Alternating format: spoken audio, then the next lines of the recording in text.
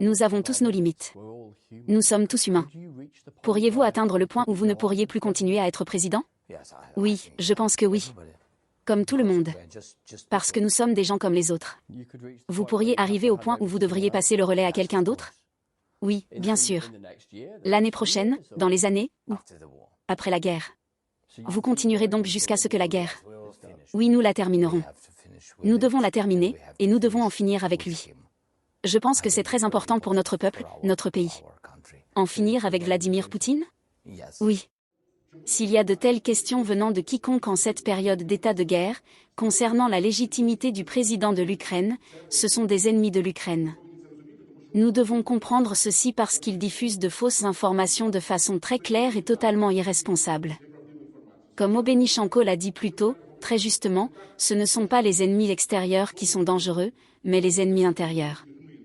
Je ne veux donc pas que les ordures politiques profitent de cette situation pour diffuser leurs questions sur la légitimité du pouvoir en Ukraine. Je pense que nous sommes prêts à organiser le deuxième sommet pour la paix en Ukraine le plus tôt possible. Et je pense que des représentants de la Russie devraient être présents lors de ce deuxième sommet. La défaite militaire de la Russie est impossible par définition. Cela n'arrivera jamais. Je pense que ceux qui contrôlent le pouvoir en Occident ont pris conscience de cette réalité. Mais si c'est vrai et si cette prise de conscience a eu lieu, réfléchissez maintenant à ce qu'il faut faire ensuite. Nous sommes prêts pour ce dialogue. Pendant longtemps, l'idée même de négocier avec Poutine était impensable à Kiev. Depuis le début de l'invasion, les autorités ukrainiennes avaient établi leurs conditions, pas de pourparlers sans un retrait complet des troupes russes du territoire ukrainien. Mais ce lundi, pour la première fois, le président Volodymyr Zelensky se dit favorable à la participation de la Russie au deuxième sommet pour la paix, qu'il espère organiser bientôt. Vous en pensez quoi? La volonté exprimée par Zelensky de négocier avec Poutine est-elle sincère? Ma dernière vidéo vous fournit des détails sur l'actualité des tensions OTAN-Russie en Ukraine. Avec qui devons-nous négocier? Ce n'est certainement pas une question futile, je suis d'accord avec vous.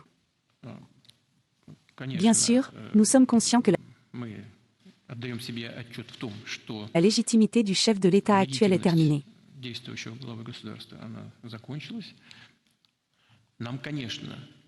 Je pars du principe que les négociations de paix doivent reprendre,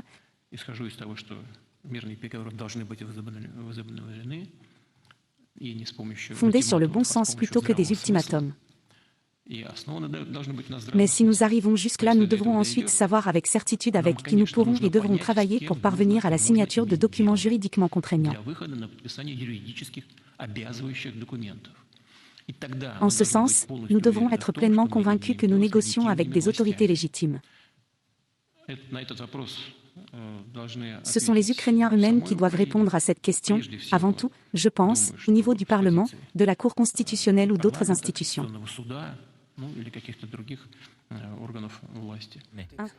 C'est que l'Ukraine a perdu.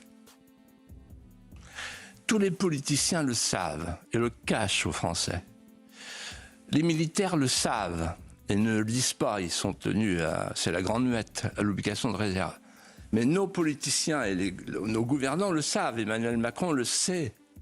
Les chefs d'État qui étaient là en Normandie le savent, Biden le sait. Force est de constater que la situation elle évolue peu depuis le début de l'été, mais ce sont encore et toujours les Russes qui grignotent du terrain, notamment dans Donbass. Hier, sur le front Avdiivka-Pokrovsk, 2 km² ont été perdus. Aujourd'hui, c'était 1 km² de plus. Et kilomètre-carré par kilomètre-carré, les pertes sont évidemment conséquentes. C'est une étape très importante, c'est-à-dire que pour la première fois, il admet la possibilité de négociation, tout simplement. Un sommet de la paix avec l'ennemi, ça s'appelle des négociations. Donc il envisage sérieusement, sans passer par les objectifs de victoire qui étaient définis auparavant. C'est-à-dire qu'il a un peu fait certainement le deuil de la reconquête des territoires occupés par les Russes. Et il envisage, pour le point de novembre, ce qui n'est pas anodin, un plan de paix, c'est-à-dire concrètement une proposition d'arrêt des combats. Alors, on en est encore très loin. Sur quel territoire? Parce qu'il avait laissé entendre il y a quelques semaines qu'il serait illusoire de croire qu'il pouvait reconquérir le Donbass, la Crimée. Est-ce qu'il est prêt aussi à laisser tomber les oblasts de Zaporijjia et en partie de Kherson? Tout ça, c'est la principale question en réalité. Et c'est là où il y a des points d'incompatibilité. Alors pour l'instant, toutes les négociations les débuts de pourparlers qui ont en cours sont sur des sujets plus techniques.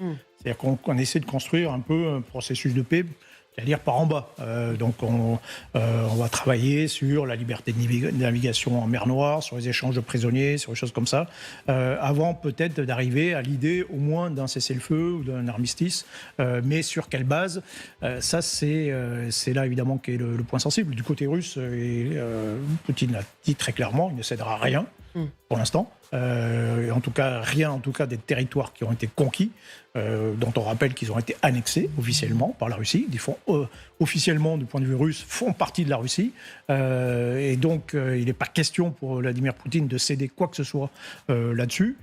Peut-être cédera-t-il quelque chose sur d'autres domaines, peut-être l'acceptation que finalement l'Ukraine rentre dans l'OTAN. Ça paraît difficile, mais à la limite, pourquoi pas, que le régime, en tout cas, que le régime ne change pas, la fameuse dénazification, c'est-à-dire le changement de régime, ne change pas, on ne sait pas, mais toujours est-il que, voilà, pour l'instant, les positions sont quand même très difficiles à concilier. Oui, on voit bien qu'il n'y a aucune volonté de conciliation de la part des Russes. Écoutez la réponse du porte-parole du Kremlin à cette main tendue de Volodymyr Zelensky. Le premier sommet pour la paix n'était pas du tout un sommet pour la paix. Donc visiblement, il faut d'abord comprendre ce que M. Zelensky entend par là. Est-ce que cette fin de non-recevoir, elle est due au contexte géopolitique international et la victoire potentielle, il faut toujours rester très prudent, de Donald Trump aux États-Unis? Bien sûr, tout est affaire de perspective dans ces affaires. Est-ce que sur le terrain, on a une perspective de gagner, d'obtenir une victoire sur le terrain? Est-ce que, en gros, voilà la question que tout le monde se pose, à quoi ressemblera la fin de l'année, voire l'année 2025? Et en réalité, il y a véritablement deux scénarios possibles. Il y a une point de bifurcation au mois de novembre assez clair, selon le résultat de l'élection présidentielle américaine. Et donc, en réalité, voilà, il est peut-être un peu vain d'espérer avoir un accord de paix d'ici là, quoi. Au passage, d'ailleurs, Donald Trump, on a appris, a téléphoné à Zelensky pour lui dire qu'il allait mettre un terme à la guerre en Ukraine.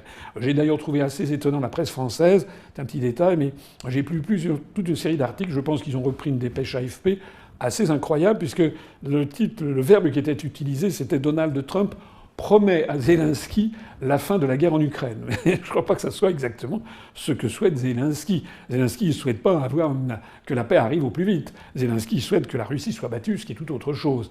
Alors que lorsque Trump dit que s'il est président, il arrêtera tout de suite la guerre, que la paix sera rétablie, ça sent pas très bon, en fait, pour Zelensky lui-même. Mais la presse française est en train de présenter ça à sa manière.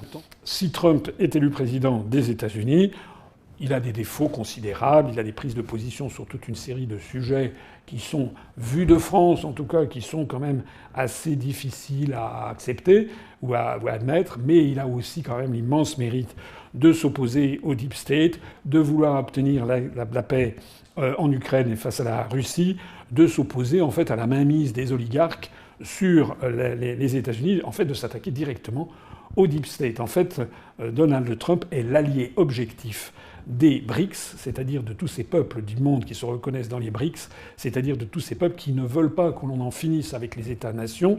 Et Donald Trump est l'allié objectif de tous ceux, en France notamment, qui veulent faire prévaloir la souveraineté nationale par rapport aux forces mondialistes. Il n'est pas